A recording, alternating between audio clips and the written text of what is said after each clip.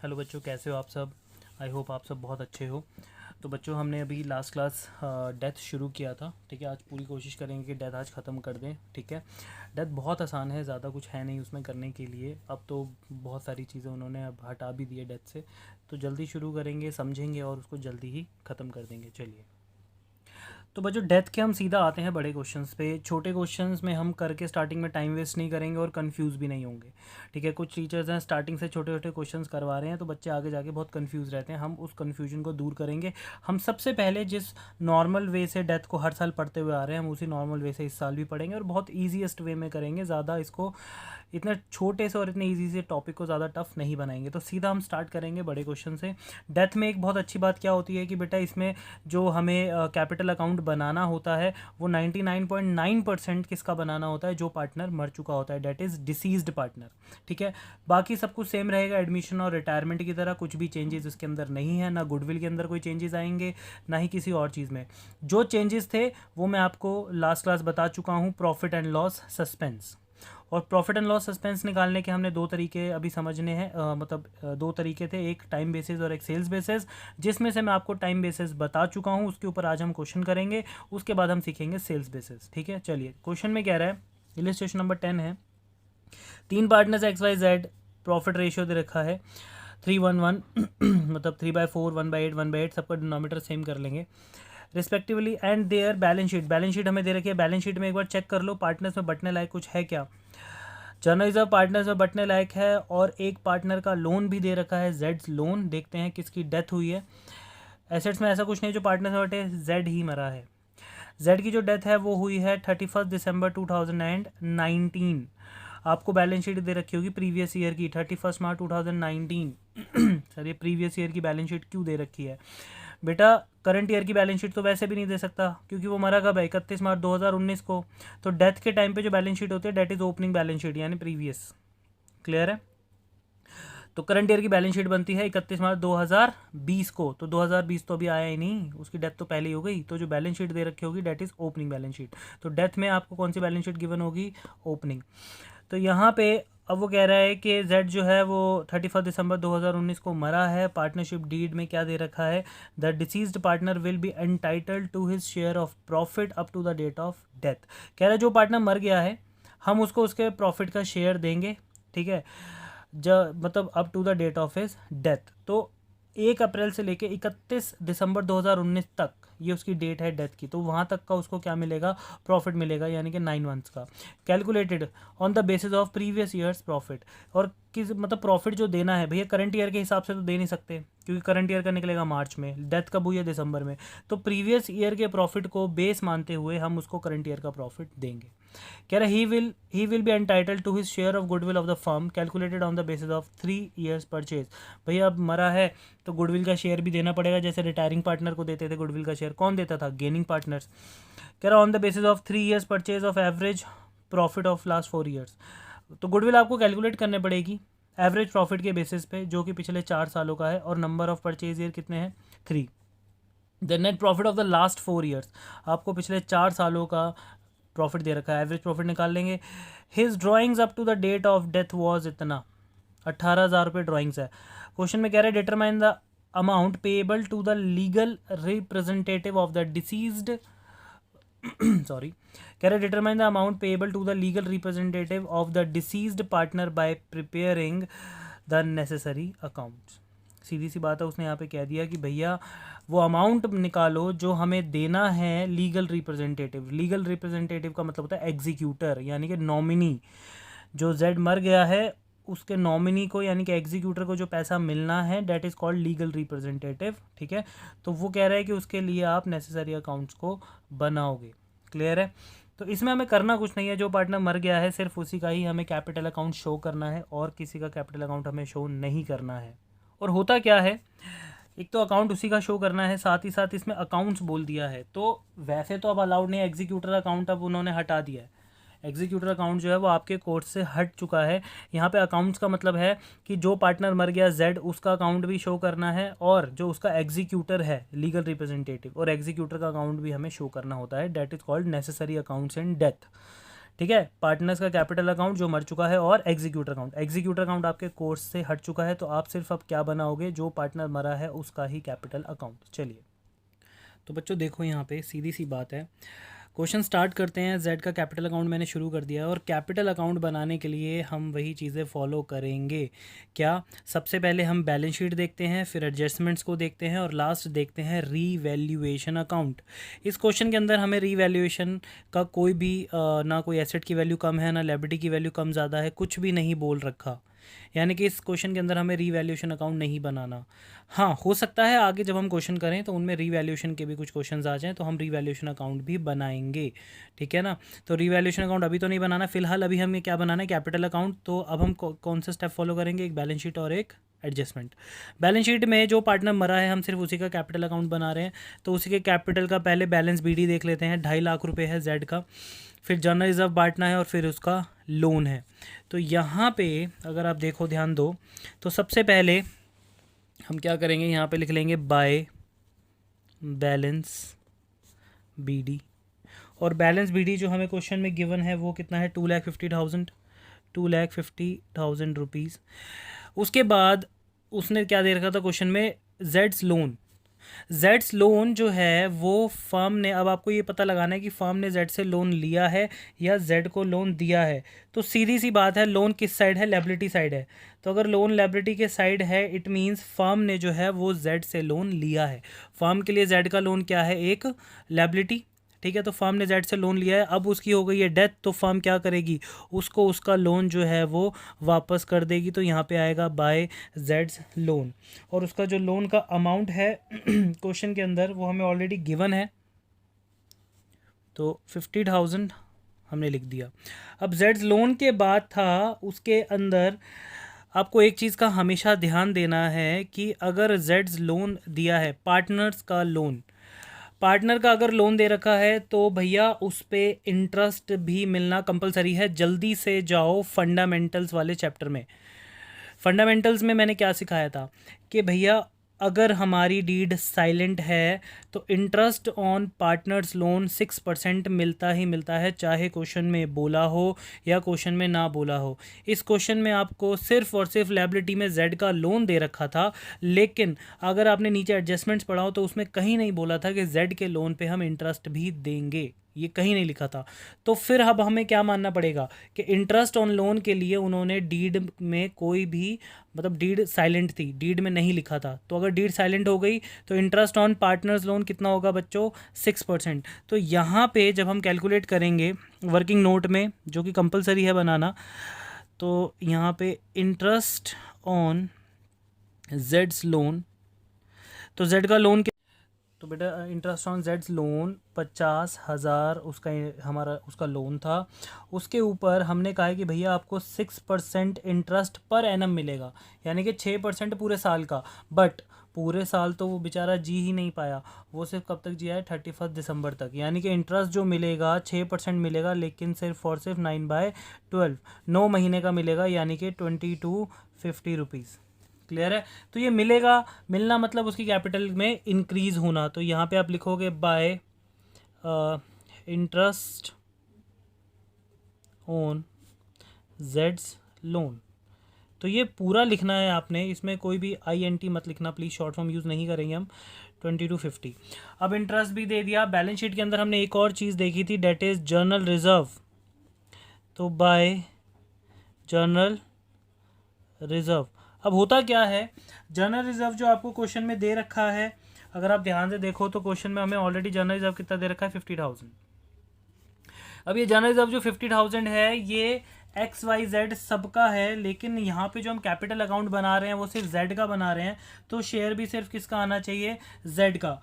तो Z का share ही निकालेंगे, क्योंकि जो पार्टनर मर चुका है सिर्फ हम उसी को उसका शेयर दे रहे हैं। तो अगर आप 50,000 इंटू में Z का शेयर करोगे तो यहाँ पे जनरल रिजर्व आ जाएगा उसके शेयर के हिसाब से 6250।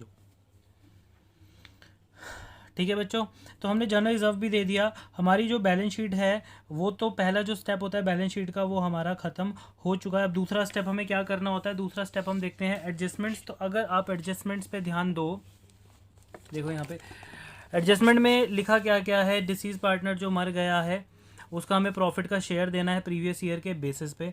प्रीवियस ईयर हमारे लिए वो मरा कब है, यानी कि 19 से 20, ये करंट ईयर है 19 से 20, तो प्रीवियस ईयर कौन सा होगा 18 से 19, तो 31 मार्च 2019 जो है वो यहाँ पे प्रीवियस ईयर होगा। अब ज़रा देख लेते हैं हमें प्रीवियस ईयर गिवन कहाँ है, तो नीचे देखो या तो आपको बैलेंस शीट में होगा प्रीवियस ईयर, क्योंकि ये बैलेंस शीट भी कौन सी है, प्रीवियस ईयर की बैलेंस शीट है, ओपनिंग बैलेंस शीट। तो या तो कई बार आपको बैलेंस शीट के अंदर प्रॉफिट और लॉस दिया होता है प्रीवियस ईयर का, और अगर बैलेंस शीट के अंदर आपको नहीं मिलता है तो आपको कहाँ मिलेगा, नीचे एवरेज प्रॉफिट के अंदर इन्होंने दिया होता है। तो यहाँ दे रखा है देखो 2019 का 2 लाख रुपये, तो प्रीवियस ईयर का प्रॉफिट है, चलो वो भी अभी निकाल लेंगे। उसके बाद गुडविल की ट्रीटमेंट कह रहा है कि भैया गुडविल का शेयर जो मिलेगा वो एवरेज प्रॉफिट के बेसिस पे मिलेगा, नंबर ऑफ परचेज ईयर होंगे 3, and his drawings up to the date of death was इतना। तो ड्राइंग्स हमें दे रखी हैं 18,000 रुपये। तो सीधी सी बात है, पहले हम इसका जरा ये जो सिंपल सी चीज़ है ड्राइंग्स वो लिख लेते हैं। तो यहाँ पे अगर इसने फर्म से ड्राइंग्स की हैं तो ड्राइंग्स का मतलब इसकी कैपिटल का कम होना, क्योंकि ये मर चुका है, फर्म इससे जितना पैसा लेना है वो ले लेगी। तो 2 ड्राइंग्स इसकी कैपिटल में से कितना पैसा निकाला, 18,000 रुपये निकाले गए। क्लियर है। अब हम ज़रा वर्किंग नोट्स पे आते हैं। वर्किंग नोट ज़्यादा इंपॉर्टेंट अब इसलिए हैं क्योंकि अब हम कैलकुलेट करेंगे calculation of goodwill, calculation of goodwill या फिर calculation of Z share of goodwill. अब हम जेड को क्या देंगे, उसके गुडविल का शेयर, लेकिन उससे पहले हम कैलकुलेट करते हैं on the basis of average profit. पहले हम क्या निकाल लेंगे, एवरेज प्रॉफिट जो हमें क्वेश्चन में गिवन है 4 सालों का। तो आपको करके दिखा देता हूँ। तो देखो बच्चों, एवरेज प्रॉफिट हमने निकाल लिया 5 lakh, goodwill number of purchase year कह रहा था 3, तो हमने 15 लाख गुडविल निकाल ली। अब ये पूरे फार्म की गुडविल आई है, वैल्यूड गुडविल, न्यू गुडविल, इसमें से जो पार्टनर मर गया उसका शेयर निकाल देंगे, यानी जेड का शेयर निकाल दिया, उसका शेयर है 1/8, तो 1,87,500 उसको शेयर मिलना है गुडविल का। अच्छा वो किससे लेगा, वो लेगा गेनिंग पार्टनर से।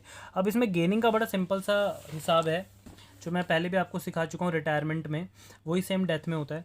जैसे पहले तो इनका रेशियो दे रखा था 3/4, 1/8, 1/8, तो मैंने डिनोमिनेटर इक्वल करने के लिए क्या किया, *2 तो सबका डिनोमिनेटर कितना हो गया 8, 8, 8 है ना, तो 611 ये आ गया इनका ओल्ड रेशियो। अब इसमें से जो पार्टनर डिसीज्ड है, जो मर गया है, वो है जेड, उसका शेयर छुपा दो। अब ये जो 6:1 बचा है, 6:1, यही शेयर जो है, यही हमारा क्या है, न्यू शेयर भी इसी को बोलेंगे, एंड गेनिंग भी इसी को बोलेंगे, गेनिंग शेयर भी हम इसी को बोलेंगे। तो ये सेम है जैसे रिटायरमेंट में था। तो यानी कि गेनिंग पार्टनर्स जो है वो कौन कौन है, एक्स है और वाई है। तो ये दोनों ही 6:1 के रेशियो में गुडविल का शेयर देंगे किसको, डिसीज पार्टनर को। ठीक है, तो बच्चों गेनिंग पार्टनर्स जो हैं वो कौन है, एक्स और वाई, वो डिसीज पार्टनर को क्या दे रहे हैं, गुडविल का शेयर, तो उसका जो कैपिटल है वो इंक्रीज़ होगा। तो यहाँ पे किसका नाम आएगा, बाय एक्स कैपिटल अकाउंट, ये मैंने लिखवाया भी हुआ है, and by Y's capital account.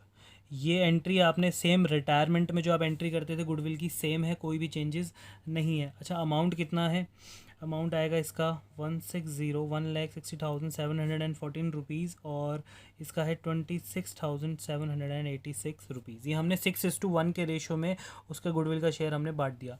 अब हमने गुडविल दे दिया, ठीक है, अब लास्ट ड्राइंग्स दे दिया। अब हमारे पास लास्ट जो एडजस्टमेंट बची है डेट इज़ कॉल्ड प्रॉफिट। हमने इसको प्रॉफिट देना है, profit and loss suspense account वाला जो प्रॉफिट था वो देना है। अब वो कह रहे हैं कि प्रीवियस ईयर के बेसिस पे हम उसको कैलकुलेट करेंगे। अब प्रीवियस ईयर का प्रॉफिट जो है वो बुक में ही हमें दे रखा है 2019 का 2 लाख रुपये। तो प्रीवियस ईयर के बेसिस पे अगर हम उसे प्रॉफिट देंगे तो वो कैसे कैलकुलेट करेंगे, टाइम बेसिस है, ठीक है ना, क्योंकि यहाँ इस क्वेश्चन में जो अब बच्चे यहाँ पे कंफ्यूज है कि अगर वो यहाँ से ये सोचते हैं कि यहाँ पे टाइम बेसिस लगेगा या सेल्स बेसिस। पहली बात तो मैंने करवाया ये भी टाइम बेसिस है, तो क्वेश्चन भी टाइम बेसिस पे होगा। लेकिन अगर आप दोनों कर लेते हो तो कैसे आप डिफ्रेंशिएट कर पाओगे कि कौन सा टाइम है और कौन सा सेल्स। तो बेटा सेल्स बेसिस में हमेशा आपको सेल्स गिवन होगी, प्रीवियस ईयर की क्या गिवन होगी, सेल्स। और अगर सेलिंग प्राइस गिवन नहीं है तो फिर हमेशा जो भी आपको प्रॉफिट निकालना होगा सस्पेंस वाला, वो हमेशा आपको कौन से बेसिस पे निकालना होगा, टाइम बेसिस पे। क्लियर है। तो यहाँ पे वर्किंग नोट नंबर 3 क्या करोगे, कैलकुलेशन ऑफ प्रॉफिट और लॉस। तो यहाँ पे जेड्स शेयर,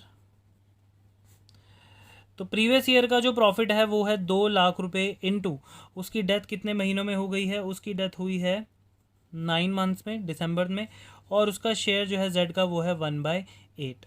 तो उसका जो प्रॉफिट बनता है वो बनता है 18,750 रुपीज़। अब फार्म को उसको कितने रुपए देने पड़ेंगे, 18,750 रुपये प्रीवियस ईयर के बेसिस पे हम क्या दे रहे हैं, करंट ईयर का प्रॉफिट, तो फार्म को ये देने पड़ेंगे। तो इसकी एंट्री हम कैपिटल में करेंगे। भैया प्रॉफिट है, प्रॉफिट अगर उसके कैपिटल में आप डिस्ट्रीब्यूट करते हो तो उसकी कैपिटल इंक्रीज होती है, तो बाय यहाँ पे पूरा लिखना पड़ेगा आपको, profit and loss suspense account. कितना निकाला था हमने, 18,750।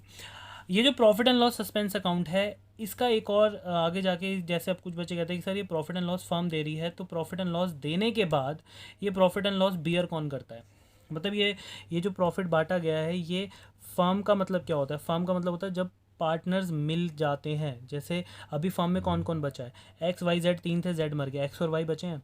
तो अब ये जो प्रॉफिट और लॉस हमने दिया है जेड को, ये इसको कौन बियर करेगा, इसको बियर करेंगे गेनिंग पार्टनर्स। ये मैं आपको आगे सिखाऊंगा, ठीक है, ये चीज़ भी मुझे आगे आपको अभी सिखानी है। तो मैं आपको ये बता रहा हूँ कि ये जो profit and loss suspense account है, आपने डिसीज्ड पार्टनर के अकाउंट में तो इसको शो कर दिया, इसके आगे का क्या ट्रीटमेंट होता है वो मैं आपको आगे सिखाऊंगा, ठीक है। लेकिन बड़े क्वेश्चंस में उसका कोई यूज़ नहीं है, जो छोटे क्वेश्चंस हैं 2-2 नंबर के, जो एक या 3 नंबर के जो आते हैं उसमें यूज़ होता है। क्लियर है, यहाँ पे तो आपको यही सीखना है कि प्रॉफिट एंड लॉस सस्पेंस। अब हमने ये भी बांट दिया, पूरे क्वेश्चन में और कुछ नहीं था, बस यही था। अब हम सारा अमाउंट टोटल करेंगे। ये वाली जो साइड है, इतना पैसा इसने फार्म से लेना था जेड ने, और 18,000 रुपये फार्म को देने थे। ये प्लस करो, 18,000 उसमें से माइनस करो, जो भी पैसा बैलेंस अमाउंट बच गया वो हम किसको दे देंगे, वो हम देंगे जेड के एग्जीक्यूटर को, नॉमिनी को। तो यहाँ पे आएगा 2 जेड्स एग्जीक्यूटर्स अकाउंट। तो 2 जेड्स एग्जीक्यूटर अकाउंट ट्रांसफ़र कर रहे हैं हम 4,96,750 रुपीज़। ख़त्म हो गया हमारा क्वेश्चन, इसे क्लोज़ कर देंगे। यहाँ पे दोनों साइड अमाउंट आ जाएगा, इसके अलावा और कुछ भी नहीं है डेथ में, ऐसे ही आप करेंगे। हाँ, जर्नल एंट्रीज़ भी सेम है, कोई भी जर्नल एंट्रीज़ में चेंजेस नहीं आते हैं, जर्नल एंट्री भी इसकी सेम रहती है। क्लियर, अगर जर्नल एंट्री के बेसिस पे भी क्वेश्चन आ जाए तो आपको सिर्फ और सिर्फ जर्नल एंट्री, डेथ में किसकी नहीं होती, बैलेंस बीडी की जर्नल एंट्री नहीं होती, बाकी सब की जर्नल एंट्री होती है। जैसे ये जेड्स कैपिटल अकाउंट क्रेडिट हो रहा है, किसकी वजह से, यहाँ से लेके यहाँ तक, ये सारी वजह इसको क्रेडिट करने की है।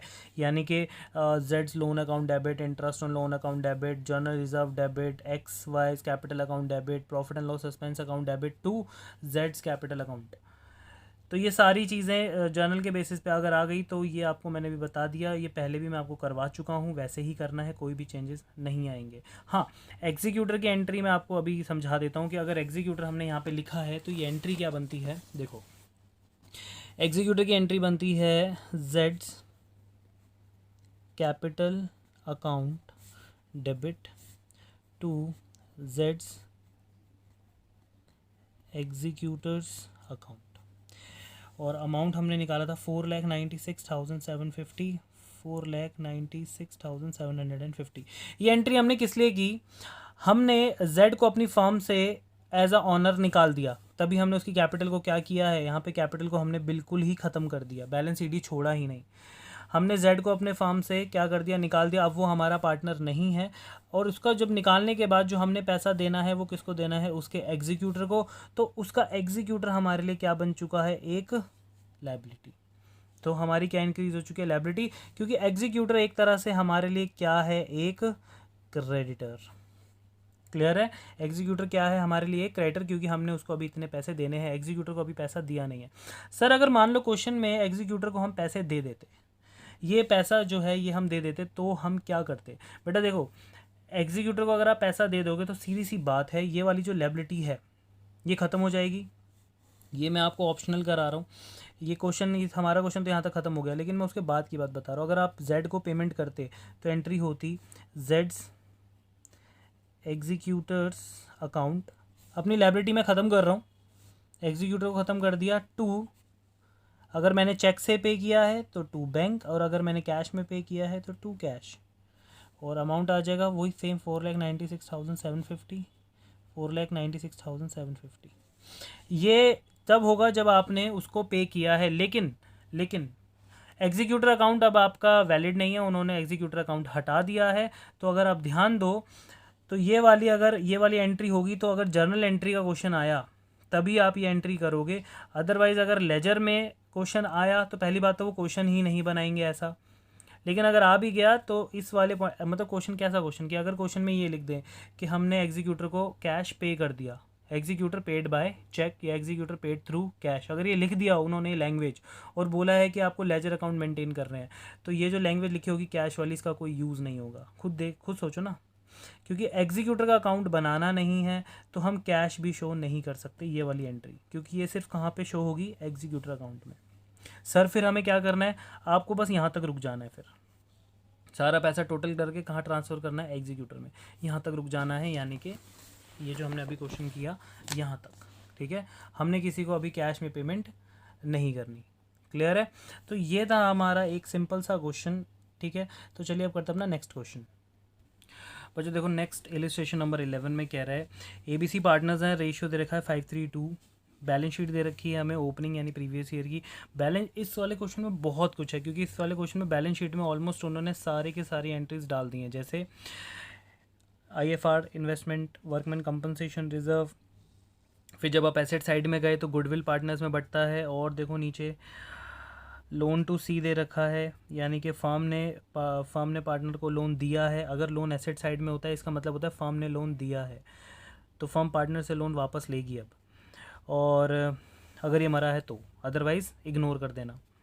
एडवर्टीज़मेंट एक्सपेंडिचर ये पार्टनर से बढ़ता है, और ध्यान दो ये क्या दे दिया है यहाँ पर, प्रॉफिट एंड लॉस 31 मार्च 2020 का, यानी कि प्रीवियस ईयर का जो प्रॉफिट है, मैंने क्या कहा था, कई बार प्रॉफिट एडजस्टमेंट में नीचे ना देकर प्रीवियस ईयर का वो प्रीवियस ईयर की बैलेंस शीट में ही दे देते हैं।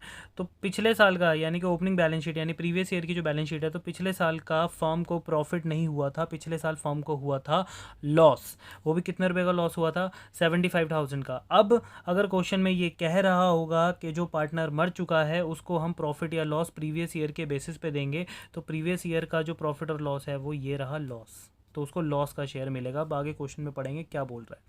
तो ये चीज़ें हैं जो पार्टनर्स में बटेंगी। उसके बाद सी डाइड ऑन 1 अगस्त 2020, ठीक है, सी मरा है।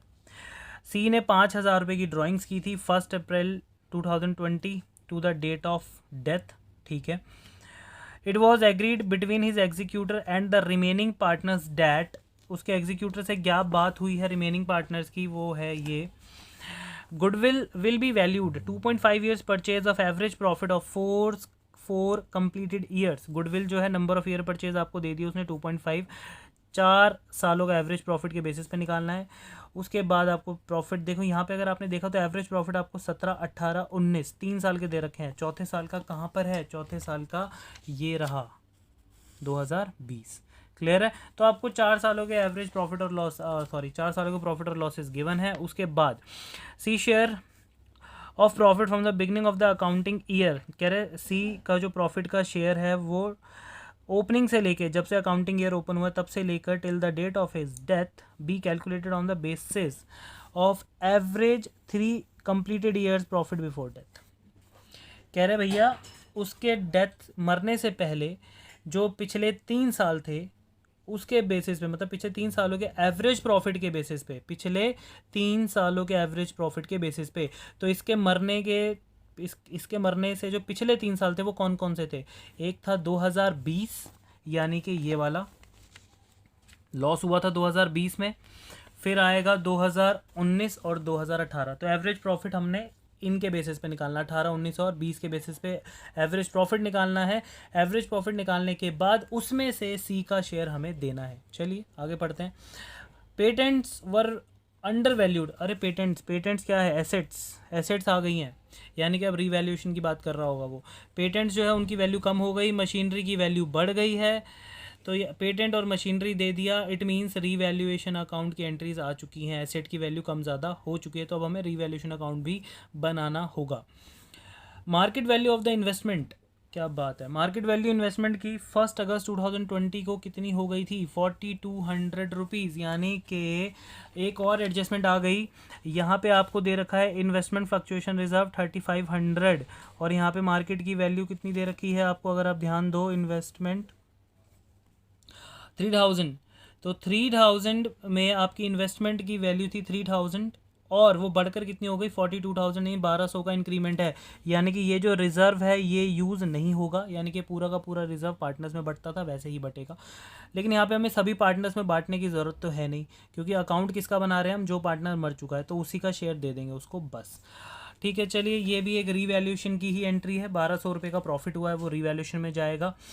आपको बनाना क्या है, बनाना सिर्फ आपको ये है, सीज कैपिटल अकाउंट।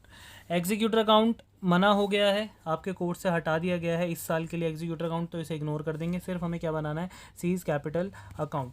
तो देखिए ऑलरेडी फॉर्मेट बना हुआ है, तो यहाँ पे सबसे पहले मैंने आपको क्या बताया था कि कैपिटल अकाउंट बनाते वक्त सिर्फ और सिर्फ पहले हमें क्या फॉलो करना होता है, हमें फॉलो करना बैलेंस शीट। तो सबसे पहले हम लिखते हैं यहाँ पे बाय बैलेंस BD, तो बाय बैलेंस BD जो सी का है वो है 37,000 रुपीज़। फिर उसके बाद है इन्वेस्टमेंट फ्लक्चुएशन रिजर्व, तो मैं यहाँ पे बाय इन्वेस्टमेंट फ्लक्चुएशन रिजर्व, आप शॉर्ट फॉर्म्स यूज़ नहीं करेंगे। इन्वेस्टमेंट फ्लक्चुएशन रिजर्व का अगर मैं शेयर बांटूँ तो इन्वेस्टमेंट फ्लक्चुएशन रिजर्व है 3500, मुझे सिर्फ सी का शेयर देना है जो है 2/10, सिर्फ इतना ही है, तो उसका शेयर आएगा मेरा कितना 700 रुपीज़। अच्छा, उसके बाद इन्वेस्टमेंट फ्लक्चुएशन के बाद क्या है, वर्कमैन कंपनसेशन रिजर्व, क्वेश्चन में गिवन है बैलेंस शीट में, तो बाय वर्कमैन कंपनसेशन रिजर्व, मैंने शॉर्ट फॉर्म लिखी है आप नहीं लिखेंगे, तो वर्कमैन कंपनसेशन रिजर्व जो है वो भी कितना है 3500, तो वो भी उसे कितना मिलेगा 700 रुपये, सेम कैलकुलेशन। फिर उसके बाद लायबिलिटी में और कुछ नहीं है पार्टनर्स में बंटने के लायक, लेकिन फिर जब मैं एसेट्स में गया तो वहाँ पे मुझे गुडविल दिखा।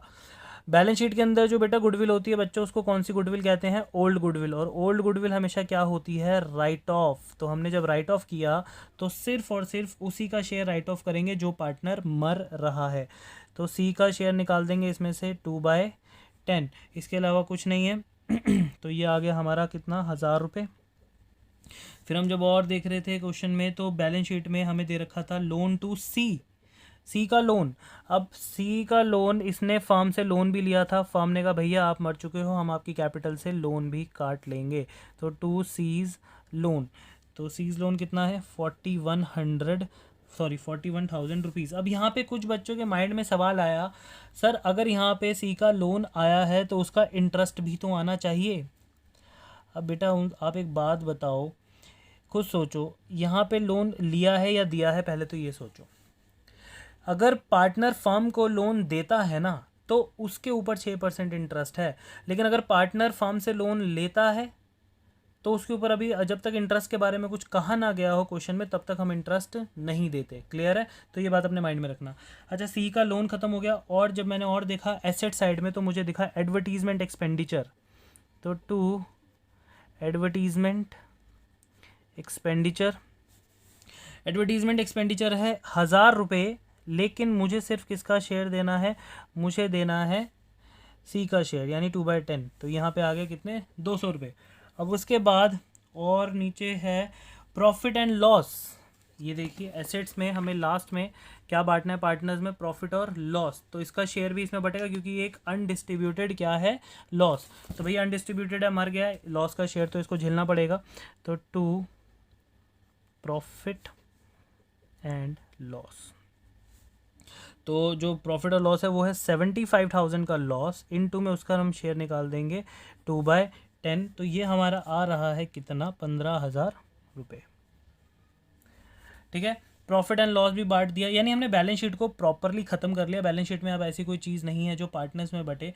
अब सिर्फ हमें क्या निकालना है, गुडविल का शेयर निकालना है, रीवैल्यूएशन अकाउंट बनाना है, क्योंकि अब हमारे पास बची है क्या, एडजस्टमेंट्स। एडजस्टमेंट में कह रहा है कि 1 अगस्त को वो मरा है और सी ने ड्राइंग्स भी की थी 5,000 रुपये की। ठीक है, अब यहाँ पे अगर आप ध्यान दो तो यहाँ पे इंटरेस्ट ऑन ड्राइंग्स की पूरे क्वेश्चन में कहीं बात नहीं की है। वैसे इंटरेस्ट ऑन ड्राइंग्स आ सकता है, जो आपने फंडामेंटल्स में पढ़ा है सेम कॉन्सेप्ट यहाँ लगेगा। यहाँ पे सिर्फ ड्राइंग्स की बात कर रहा है तो हम यहाँ पे ड्राइंग्स का ट्रीटमेंट कर देते हैं। यहाँ पे हम लिख देते हैं 2 ड्राइंग्स 5,000 रुपये की ड्राइंग्स हैं, ठीक है। ड्राइंग्स के बाद यहाँ पे गुडविल की बात कर रहा है और प्रॉफिट का, ठीक है। तो और उसके बाद क्या बात कर रहा है, रीवैल्यूएशन। रीवैल्यूएशन में कह रहा है कि पेटेंट्स वर अंडर वैल्यूड, पेटेंट्स की वैल्यू कम हो गई 17,000 से, मशीनरी की वैल्यू मशीनरी की ओवर वैल्यूड कितने से, 3200 से। इसका मतलब क्या हुआ, कह रहे हैं हमने अंडर वैल्यूड का मतलब क्या होता है, गलती से कम लिखना। 17,000 गलती से कम लिखे हैं तो बढ़ा देंगे। मशीनरी उसने 3200 गलती से ज़्यादा लिखी है तो उसको हम कम कर देंगे। और मार्केट वैल्यू जो है वो 4200 हो गई इन्वेस्टमेंट की, यानी कि इन्वेस्टमेंट की वैल्यू बढ़ चुकी है 3000 से बढ़कर वो 42 हो गई है। 3000 से बढ़कर 42 का मतलब 1200 रुपये का इंक्रीमेंट, तो ये भी प्रॉफिट है। तो इन सब को आप कहाँ शो करोगे, इन सब को आप शो करोगे वर्किंग नोट में, रीवैल्यूएशन अकाउंट में। तो रीवैल्यूएशन अकाउंट में सबसे पहले जो हमें प्रॉफिट हुआ है वो हुआ है पेटेंट्स पे। तो बाय जिसकी वैल्यू हमने कम लिखी हुई थी अब बढ़ा देंगे, तो बाय पेटेंट्स कितने से, 17,000 रुपये से कम लिखी हुई थी। फिर हमें प्रॉफिट हुआ था इन्वेस्टमेंट पे 1200 रुपये का, तो बाय इन्वेस्टमेंट्स कितना, 1200 रुपये। फिर हमें लॉस हुआ था मशीनरी पे, क्योंकि हमने उसकी वैल्यू बढ़ा रखी थी, अब हम उसकी वैल्यू जो है वो क्या कर देंगे, कम कर देंगे। तो मशीनरी की कितने से, 3200। इसके अलावा पूरे क्वेश्चन में कुछ भी नहीं है, ख़त्म हो गया। अब सिर्फ और सिर्फ हमारे पास क्या बचा है, टू गेन। तो ये हमने क्या बांट दिया है, गेन 15,000 का गेन था, उनके रेशियो में बांट दिया 532 में, ओल्ड रेशियो में। अब यही चीज़ हम कहाँ शो करेंगे, वैसे तो हम ए और बी का कैपिटल अकाउंट तो बना रहे नहीं रहे, क्योंकि डिसीज पार्टनर कौन है, सी, तो सी का कैपिटल अकाउंट बना रहे हैं, उसमें इस गेन को शो करेंगे, यानी कि उसके कैपिटल अकाउंट के क्रेडिट साइड में। यहाँ पर आप लिखेंगे बाय रीवैल्यूएशन अकाउंट, कितने का लॉस उसको झेलना पड़ रहा है, 3,000 रुपये का उसको लॉस झेलना पड़ रहा है। क्लियर है। अच्छा, हमने रीवैल्यूएशन की एंट्रीज कर ली। अब लास्ट हमारे पास कौन सी बची है, गुडविल की एंट्री। अब गुडविल के लिए वो क्या कह रहा है, क्योंकि वो फार्म से अगर उसकी वो डिसीज पार्टनर है तो गुडविल का शेयर तो उसको मिलेगा। कह रहा गुडविल है 2.5 years purchase of 4 completed years, यानी कि एवरेज 4 सालों का एवरेज प्रॉफिट चाहिए हमें। नंबर ऑफ ईयर परचेज कितना है गुडविल के लिए, 2.5। क्लियर है। तो ये देखो यहाँ पे वर्किंग नोट नंबर 2 में कैलकुलेशन ऑफ गुडविल, हमने गुडविल निकाली पूरे फर्म की। पहले तो हमने 4 सालों का एवरेज प्रॉफिट लिया है, आखिरी साल हमारा लॉस है जो कि हमें क्वेश्चन में गिवन है, यहाँ पे ये रहा 75,000, ठीक है। तो और इनटू हमने कर दिया 2.5, डायरेक्ट कर दिया सारा। डायरेक्ट करने के बाद हमारे पास जो गुडविल आई है वो कितनी आई है, 35,000। सी का शेयर निकाल देंगे, उसमें से 35,000 इंटू में 2/10, 7,000 सी का शेयर आएगा। अब आपको पता है कि गुडविल का शेयर कौन देते हैं, गेनिंग पार्टनर्स। और ये कौन से वाला केस है, ये वो है 532, जो पार्टनर मर गया उसका शेयर छुपा दो। तो न्यू और गेनिंग कितना बचा, 5:3। तो गेनिंग पार्टनर्स है ए और बी, वो 7,000 को 5:3 के रेशियो में किसको देंगे, सी को। तो सी की कैपिटल जो है वो इंक्रीज होगी क्योंकि उसको गुडविल का शेयर मिल रहा है। तो यहाँ पे आएगा बाय एज कैपिटल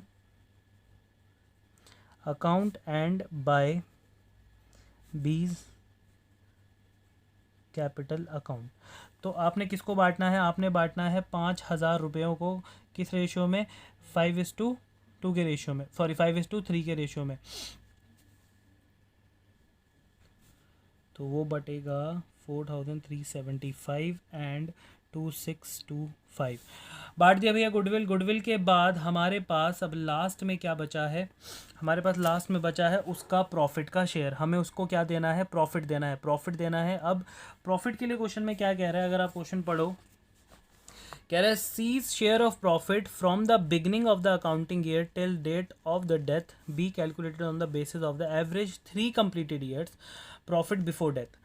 कह रहे भैया हम एवरेज प्रॉफिट के बेसिस पे लेंगे। एवरेज प्रॉफिट भी कितने सालों का होना चाहिए, 3 सालों का। और 3 साल कौन से होने चाहिए, उसकी डेथ से पहले वाले 3 साल।